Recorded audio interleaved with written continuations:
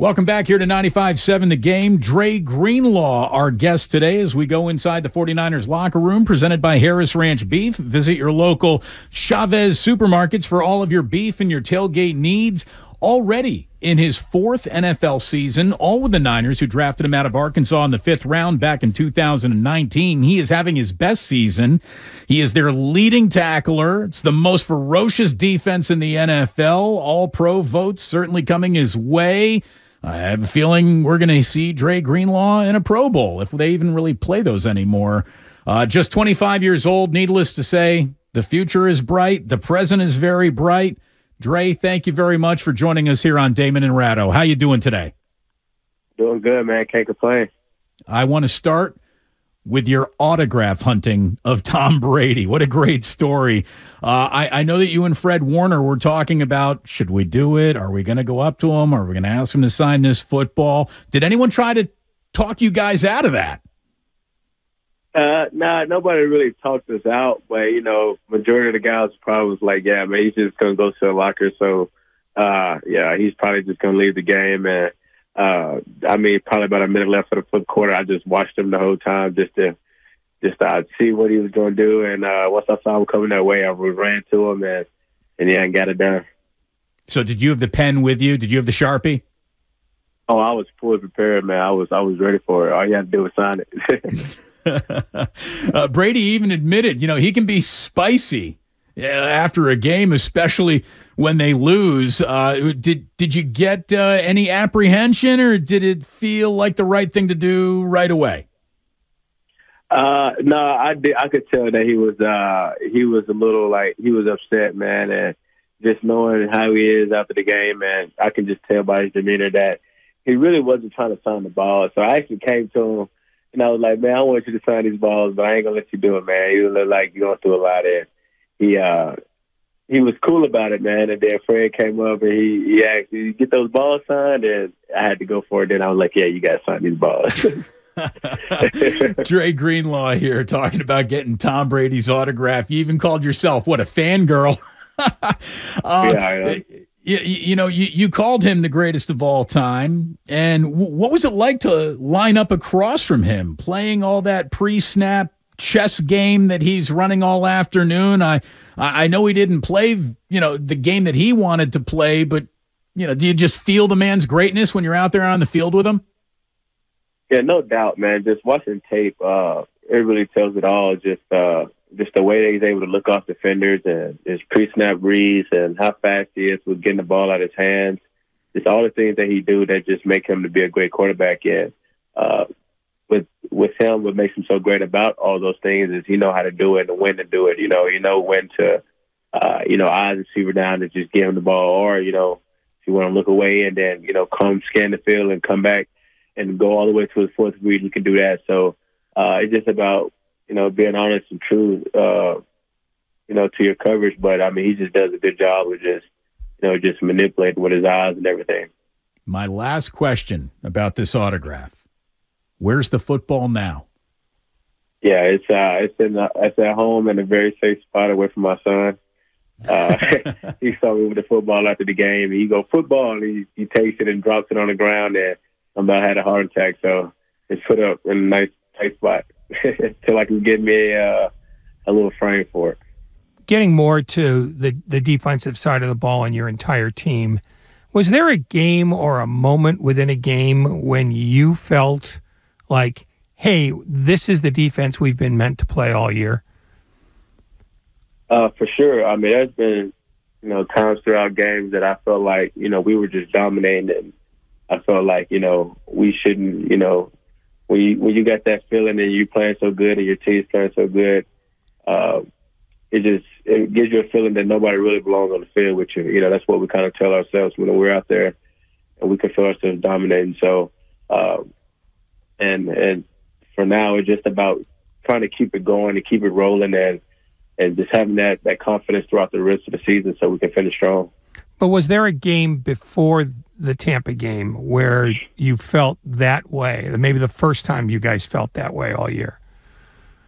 Like I said, it's really just been throughout the whole season, man. Like, we've had times where, we're getting out the field, through and out, back into back into back, and it's like, man, it's pretty easy, man. So, it's always times, and it's going to be some teams that give you some challenges, and I mean, everybody got great players, so it's some times where you're not sure. You're just like, man, you got to really look deep inside, but when you're clicking and everything's working together, man, you definitely get that feel that, man, like we could do this every play, every snap, and do it every week.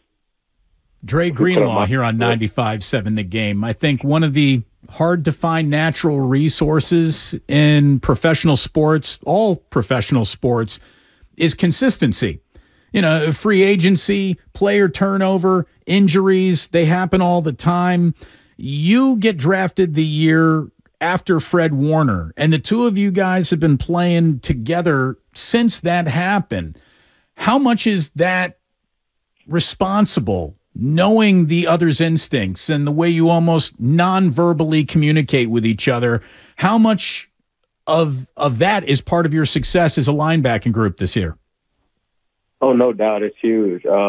Just whenever you got, a guy like Fred that's smart, that can go sideline to sideline just as, just like you. When you've been playing together for so long, you kind of just got a good feel for each other about how each other's going to play. You know what I mean? The type of guy that, each other are, and just based off our fits, based off our angles, based off just being next to each other all the time. Just kind of usually got a really good feel for where the other person is going to be. And, just the way that we play, man, he's always going to be there just because of the way that, that's how he practiced and that's how he play every day, he's the guy that's always going to be there, that's always going to be at the ball. And, when you got a guy like that that's beside you and it just brings confidence to you as well, and it allows you to play off each other. How different is Geno Smith's Seattle Seahawks when compared to Russell Wilson's Seattle Seahawks?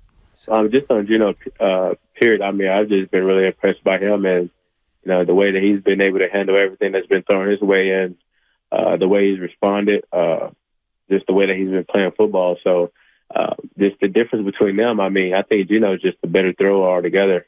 He's able to make, just like Russell was, every ball, but I just think Geno is a lot more decisive with it. He kind of opens it out for everybody, and he's able to just create plays by using his legs as well. I think Russell, they both look to throw the ball while they're running, but I think Geno is just more effective with it, just has a little bit more speed. So, he can turn a lot of those third downs into first downs a lot easier than I feel like that Russell could. But they both play a very similar game, just the way the offense is set up for them. We kind of run the same offensive scheme that Russell was in, so it's very similar in the way that they play. Massive opportunity in Seattle. Obviously, you can clinch the NFC West title, guaranteeing a home game for the playoffs. Like, considering everything that's happened this season, all the injuries that you've dealt with, you're on your third-string quarterback, for goodness sakes. How sweet would it be to clinch this bad boy in Seattle? Yeah, it'd be huge. Just for the whole team, period. Just to be able to get that win and know that no matter who's out there, no matter what guy's up, we know that we got faith in whoever's up, and it just shows. It's going to show the type of team that we got, and I think everybody is ready for the challenge, no matter who's at quarterback, who's in the game. I think everybody just going to go out there and just give it their all, and we'll be more than happy with the outcome of it. How often do you think back to 2019? Yeah, your rookie year, the goal line tackle that secured the 1 seed for the 49ers. Like, do you feel good going up playing in Seattle since you made a massive play in your career up there?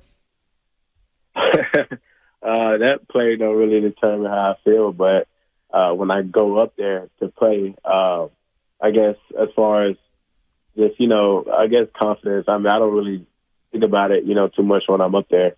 Honestly, just because the weeks go by so fast, man, you don't get time to reminisce too much in the NFL. But it was just such a crazy play. It's even hard to go back and reminisce on it now. But it was just such a crazy play, and I know those fans, they bring a lot of energy and to the stadium and to the game, and I'm expecting that Thursday. And yeah, man, it was just exciting play, and it was fun to be a part of.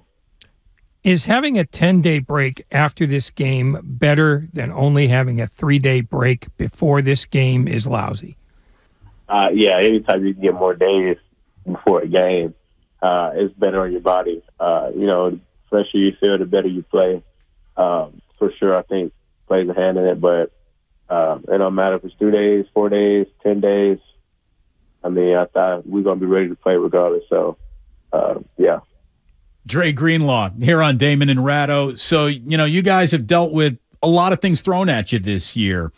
And a lot of teams, they want to talk about next man up mentality, but they just don't have the talent. They don't really have the depth to back it up. Your team seems to. Is there something about the 49ers that lends itself to so seamlessly really live up to the cliche of next man up? Is it the talent, the depth, the construction of the roster, the coaching, a little bit of everything? Yeah, I think you hit it, man. It's a little bit of everything. Just we got a great system here that we play. Everybody here is on board with what we want to get done on defense and offense, and I think everybody just the coaches and the guys here, the main office here, just did a great job of getting guys that love to play football. You know what I mean? No matter what where they're playing or what position, what string, we just got a bunch of football players. So with that, it just gives us confidence.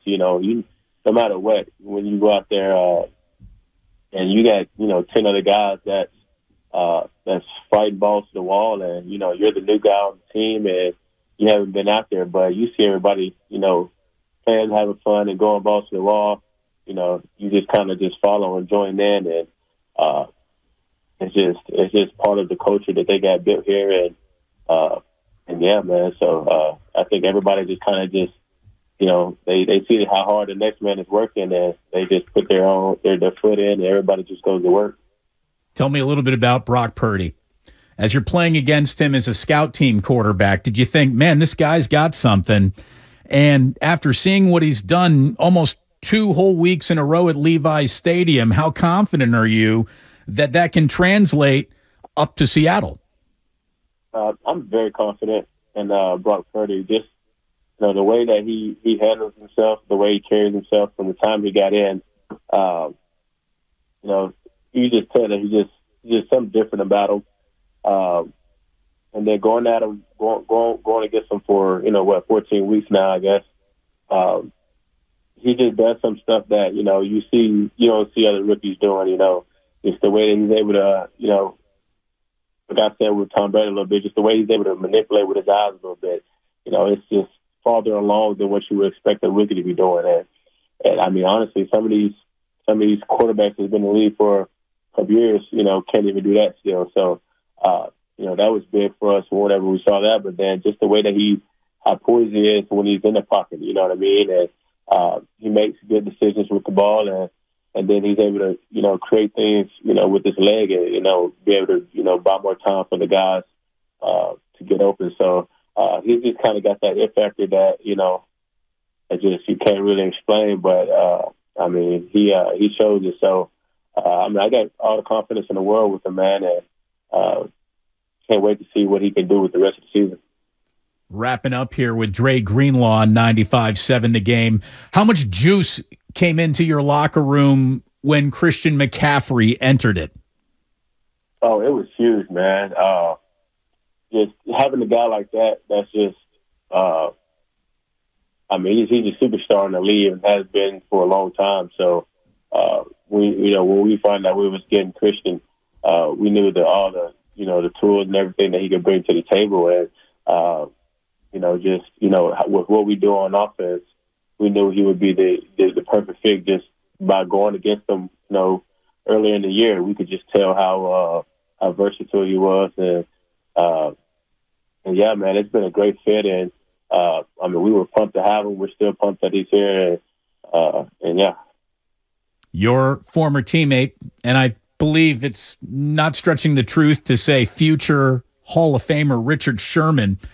He said this week that he wants to see you get your first Pro Bowl nod. You certainly have played up to that. What would that mean to you, your family, everyone who's helped guide you in your professional career here, Dre? What would it mean to you to be named to the Pro Bowl?